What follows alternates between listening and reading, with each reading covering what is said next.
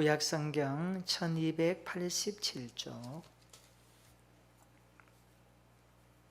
오바다서 1장 21절 우리 마지막 한 절 말씀을 다 같이 한 목소리로 봉독하겠습니다. 시작.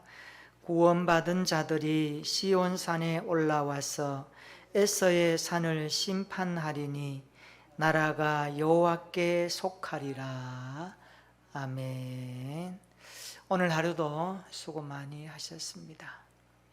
오늘 또 예배 자리를 지키는 여러분들을 주님의 이름으로 축복합니다.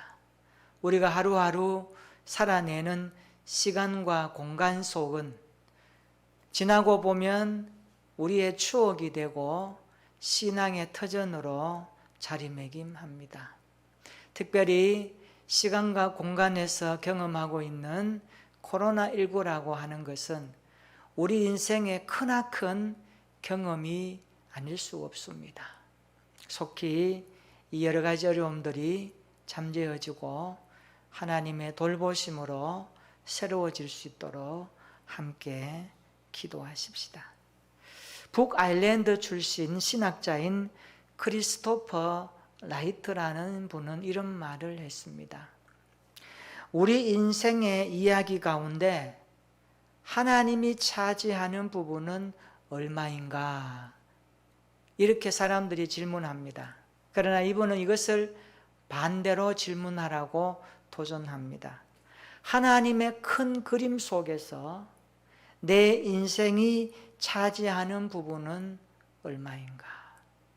우리 인생의 큰 그림을 계획하신 하나님의 손에서 오늘 하루 시간과 공간 속에서 땀 흘리며 살아가는 우리 인생의 의미들을 되살려 보라는 질문입니다. 참으로 깊이 있는 질문이라고 할 수 있습니다. 우리는 나의 인생을 중심으로 생각하지만 하나님의 큰 그림 속에서 우리 인생을 바라보아야 합니다. 그래서 그리스도인들의 세계관은 하나님의 큰 그림 속에 있는 우리의 일생을 비춤받아 보아야 합니다. 성도는 하나님의 손길 속에서 내 인생이 빚어지고 있음을 믿는 사람들입니다. 그래서 기독교 신앙은 하나님이 말씀하시는 내용, 성경의 이야기를 우리의 삶의 중심으로 삼고 있습니다. 교회는 이 하나님의 말씀을 전할 책임을 가졌습니다.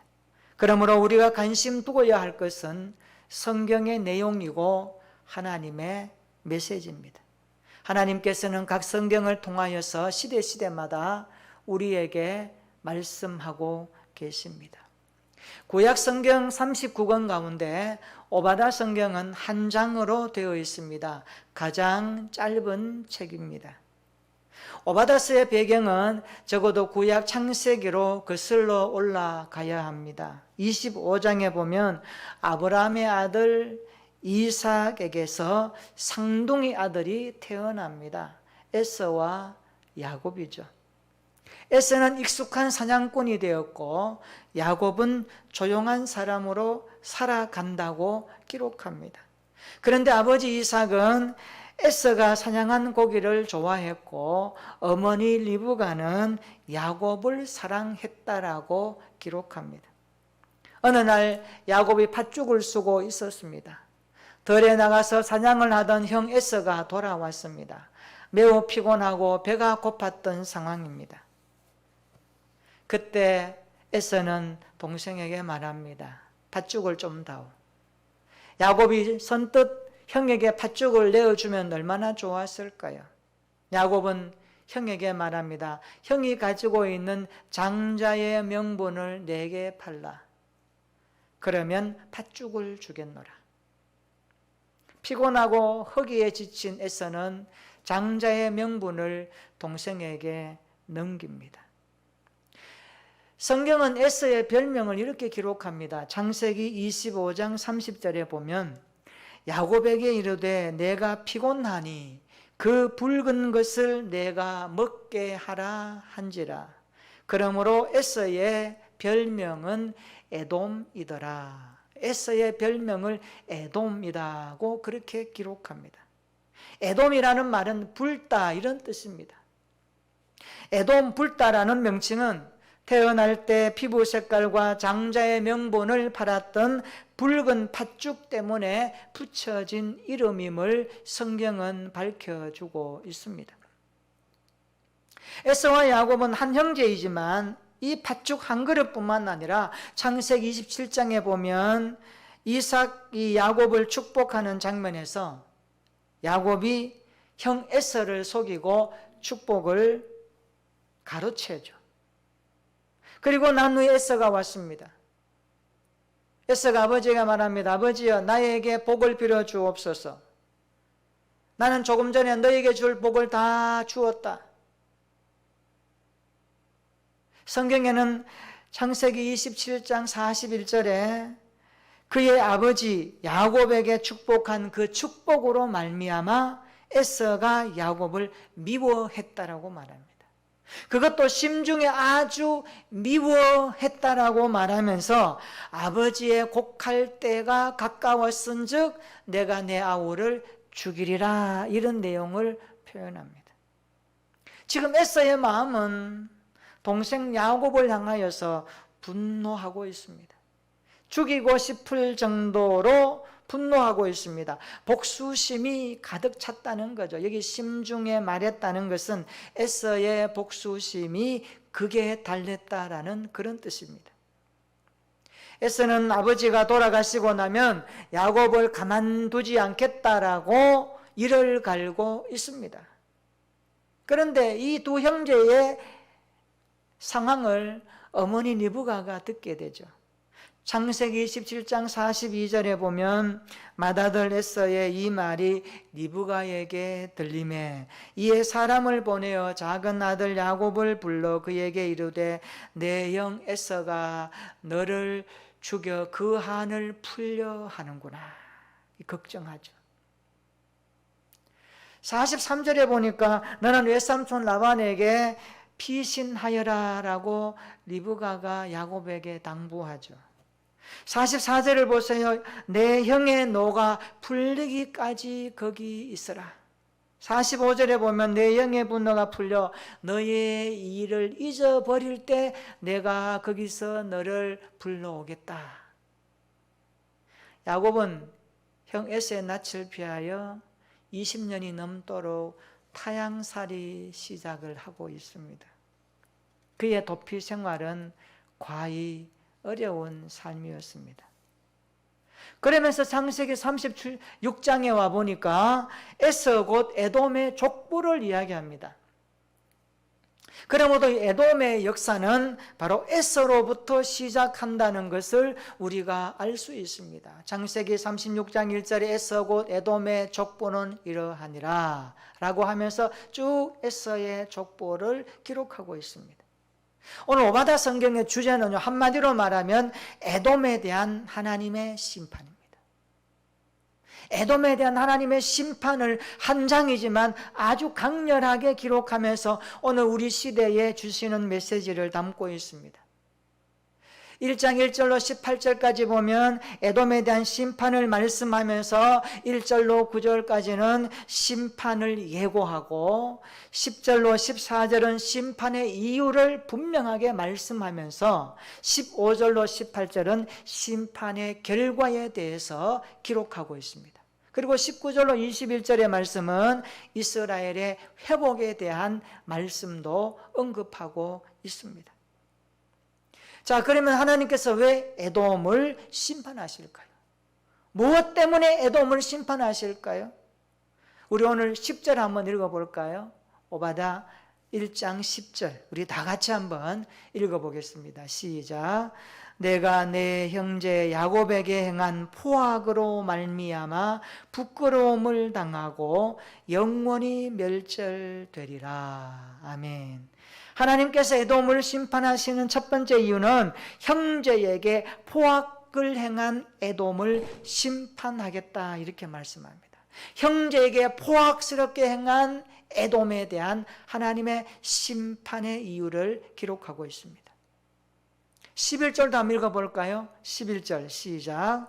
내가 멀리 섰던 날 곧 이방인이 그의 재물을 빼앗아가며 외국인이 그의 성문에 들어가서 예루살렘을 얻기 위하여 제비 뽑던 날에 너도 그들 중 한 사람 같았느니라. 아멘.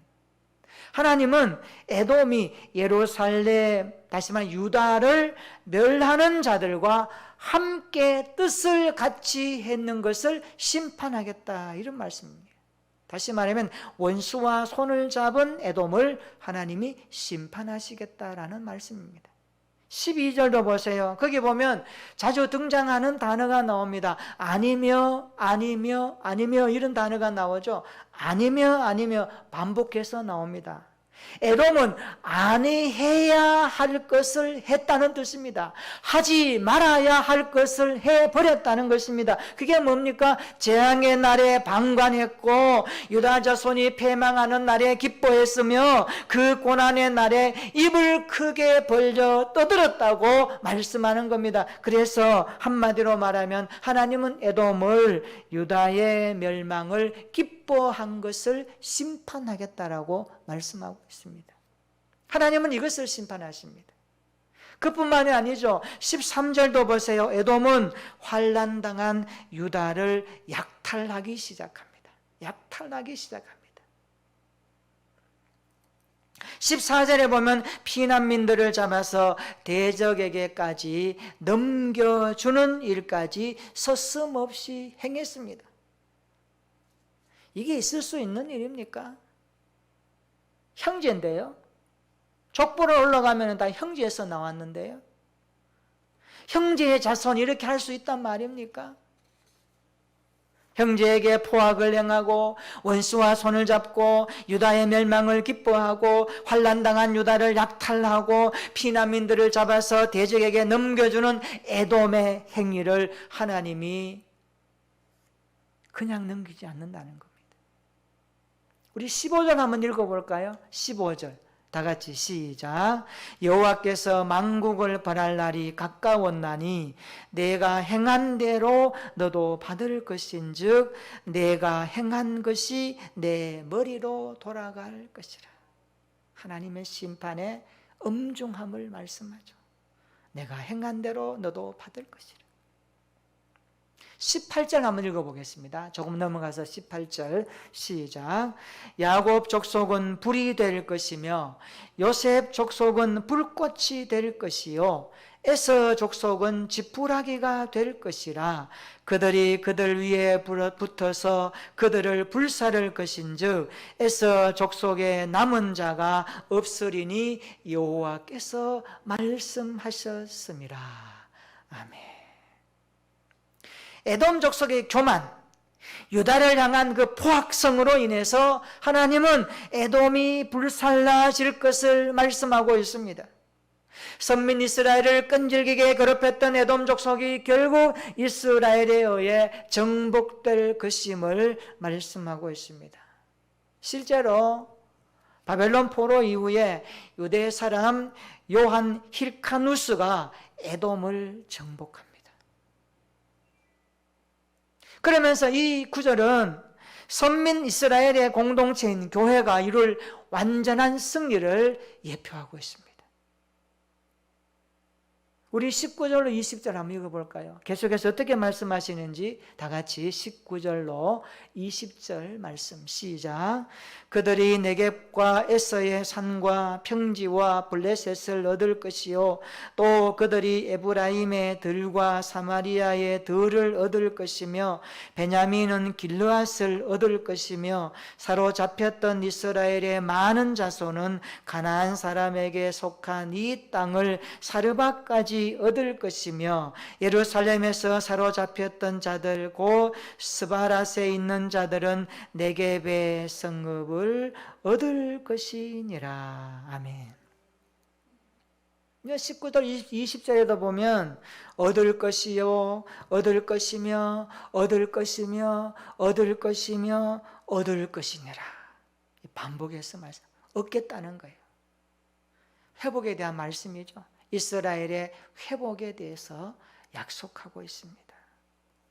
그러면서 오늘 오바댜 성경은 이렇게 마무리합니다. 21절 오늘 본문 다시 한번 읽어볼까요? 21절 시작. 구원받은 자들이 시온산에 올라와서 에서의 산을 심판하리니 나라가 여호와께 속하리라. 아멘. 오바댜 성경의 결론은 하나님의 백성이 세상 나라를 다스릴 것이며 세상 모든 나라가 하나님의 통치 아래 속하는 메시아 왕국이 실현될 것이다 라고 말씀하고 있습니다. 여기 21절에 심판하리니 이 말은 통치하다라는 의미를 포함합니다. 이는 만방이 예수 그리스도께 완전히 굴복하여 마침내 그분의 소유가 될 것을 나타내는 말씀입니다.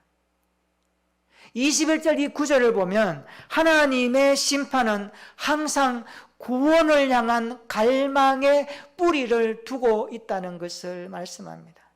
이것이 구약 성경을 해석하는 중요한 키워드입니다. 구약 성경은 하나님께서 죄를 짓는 당신의 백성들, 이방인들까지 하나님은 반드시 손을 대십니다. 왜요? 죄는 하나님이 용납할 수 없는 거룩을 파괴하는 것이기 때문에 그렇습니다. 이 죄 때문에 당신의 아들을 보낼 수밖에 없는 하나님의 마음을 아시나요? 인간이 지은 죄 때문에 하나님의 고통과 고통스러움을 우리가 느끼시나요? 왜 갈보리 언덕에 예수 그리스도가 십자가를 지셔야 합니까? 우리 인간이 지은 죄 때문에 주님이 죄 없이 우리의 죄값을 짊어지셨다는 것을 성경은 우리에게 강조하지 않습니까? 그러므로 하나님은 죄를 심판하실 때에 반드시 구원을 향하여 갈망할 수 있도록, 다시 말하면 구원의 뿌리 십자가를 향하여 은혜를 베풀어 주심을 열어놓고 하나님은 우리에게 그러한 사랑을 계속하여 부어주신다는 것을 구약 성경은 우리에게 함축하고 있습니다. 심판은 구원을 갈망하게 합니다. 오늘 우리 시대의 코로나19가 굉장히 창궐하고 세상 모든 사람들이 중리, 산이, 세상 사람들이 이제는 시대가 다 되었다라고 경급 중에 외치는 소리를 들으면서 무엇을 보아야 합니까? 이 시대 가운데 인간이 얼마나 하나님 없이 잘 먹고 잘 살고 얼마나 부귀영화 누리고 하나님 없이 내 배를 채우고 우리 예수 믿는 사람들도 마찬가지입니다. 하나님을 믿노라 하면서 진정성 거룩한 삶을 살지 못하고 유명무실한 그리스도인으로 살아왔던 우리의 삶을 돌아보며 하나님의 심판에 강력한 섭리적인 차원이 있다는 것을 깨닫는다면 우리는 다시 한번 하나님을 향하여 구원의 갈망을 기도해야 합니다. 하나님, 우리 가운데 다시 한번 하나님의 긍휼을 베풀어 주시고 하나님의 십자가 은총이 교회와 성도들의 삶을 통하여서 다시 한번 투영될 수 있도록 우리에게 다시 한번 기회를 주시옵소서. 기도하며 주님을 바라보는 시간이 되어야 할 줄로 믿습니다. 그러므로 하나님의 심판은 구원을 갈망하게 하고 있는 것입니다. 하나님의 궁극적인 목적은 그분의 영원한 나라를 세우는 것임을 성경은 가르쳐주고 있습니다. 그러므로 오늘 오바댜 성경을 정리하면서 이렇게 마무리합니다. 절대로 남에게 복수하지 말라. 원수 갚는 것을 하나님께 맡겨야 한다는 말씀입니다. 심판받을 일이 없는 사람만 죄를 범하지 않고 의로운 복수를 할 수 있습니다. 우리는 이렇게 할 수 없습니다. 그러므로 복수는 하나님의 특권이지 우리의 특권이 아닙니다. 하나님의 심판은 항상 구원을 향한 뿌리를 두고 있다는 것을 깨달아야 합니다. 그렇다면 나는 누구인가요? 오늘 저와 여러분들의 마음 가운데 우리의 삶의 현장 가운데 에돔 같은 요소들은 없나요? 에돔은 자기 나라가 높은 산 위에 안전히 서 있다고 교만했습니다. 오늘 본문에도 나옵니다마는 오바댜서 1장 3절에 보면 이 에돔을 향한 하나님의 말씀이 뭡니까? 너의 마음의 교만이 너를 속였다. 그들은 바위 틈에 거주하며 높은 곳에 사는 자입니다. 그들의 마음에 말합니다. 누가 능히 나를 땅에 끌어내리겠느냐? 아무도 우리를 넘어지게 할 수 없다라고 하는 그들의 교만적 마음을 읽을 수가 있습니다. 에돔은 험한 절벽에 둘러싸여 있고 강한 전사들과 지혜가 출중한 사람들로 잘 방어되고 있다고 생각했습니다. 그런 교만함 때문에 그들은 마음을 살피지 않았습니다. 우리 안에 이런 모습은 없나요? 히브리어로 에돔은 아담의 또 다른 형태로 나타납니다. 나는 거듭난 하나님의 백성이면서 때로는 아담처럼 살고 있지는 않나요? 사람들이 나를 함부로 대할 때, 사람들이 나에게 상처를 주고 배신하고 동료가 나를 불공평하게 대우할 때 나는 인내하지 못하고 그를 용납하며 용서하지 못하고 나의 정의감에 불타서 복수하는 삶을 살아오지는 않았나요? 성경을 보면 야곱은 에서를 잘못 대한 것이 있습니다. 에서 또한 야곱에게 앙심을 품은 것 또한 잘못입니다. 공동체를 세우는 것은 용서하는 것입니다. 복수는 공동체를 파괴합니다. 우리가 복수하면 잘못을 저지른 사람보다 도덕적으로 더 추한 꼴이 된다는 것을 우리는 기억해야 합니다. 에서의 본성이 우리 안에 남아있지 않습니까? 주님의 피로 한 피 받아 한 몸 이룬 영적인 공동체, 교회, 믿음의 식구들을 진정으로 사랑해야 되는데 나의 이익과 편견을 따라 내 생각을 따라 주관적인 모습으로 주님의 마음과는 상관없이 살아왔던 우리의 모습은 아니었나요? 나는 에서처럼 하나님이 주시는 영적인 유익, 다시 말하면 그의 장자권에 대한 귀함을 잃어버리고 세상이 주는 유익, 팥죽 한 그릇에 마음이 팔려서 살아가는 우리의 삶은 아니었나요? 영적 유익이 장자권으로 주어지는 하나님의 천국의 기업임을 우리가 잊어버린다면 우리도 여지없이 에서의 본성대로 살고 있는지도 모릅니다. 하늘의 신령한 시민권을 잊어버린 채 세상의 즐거움에 빠져 산다면 우리 또한 하나님의 손에서 심판받아 마땅한 인생임을 우리는 놓치면 안 됩니다. 그래서 우리 그리스도인의 싸움은 날마다 우리의 삶 속에 하나님을 중심에 모시는 싸움을 해야 됩니다. 이것이 신앙생활이요 경건의 능력입니다. 하나님의 큰 그림 속에 있는 내 인생을 바라보면서 자녀의 정체성과 거룩한 신분을 가지고 하루하루 능력 있게 살아갈 수 있도록 성령의 능력을 구하며 주님의 손길을 구하며 하나님의 약속의 힘을 부어달라고 기도하면서 사는 길밖에 없습니다. 오늘 하나님의 나라에 속한 주의 백성들이여, 이 코로나가 창궐한 시대 가운데서도 우리 안에 에서 같은 본성이 있지는 않는지 깊이 돌아보십시다. 팥죽 한 그릇에 우리 인생이 왔다 갔다 하는 삶은 아닌지 한번 생각해 보십시다. 오늘 이 말씀이 우리의 삶을 다시 한번 새롭게 하고 주님의 손이 얼마나 능력있고 거룩한 것임을 다시 한번 깨달으면서 우리에게 주시는 이 약속의 말씀이 우리의 생애 가운데 힘과 능력이 되어져서 날마다 하나님이 주시는 거룩한 하늘의 백성으로 우리에게 주셨던 그리스도 안에서 주시는 자녀의 특권을 마음껏 사용하며 주님 앞에 기도하여 이 어려운 시대 가운데서도 거뜬히 주의 성령을 의지하며 십자가의 능력으로 살아가는 하루하루의 일상 가운데 주님의 영광을 드러낼 수 있는 저와 여러분들이 되시기를 예수님의 이름으로 축원합니다. 아멘.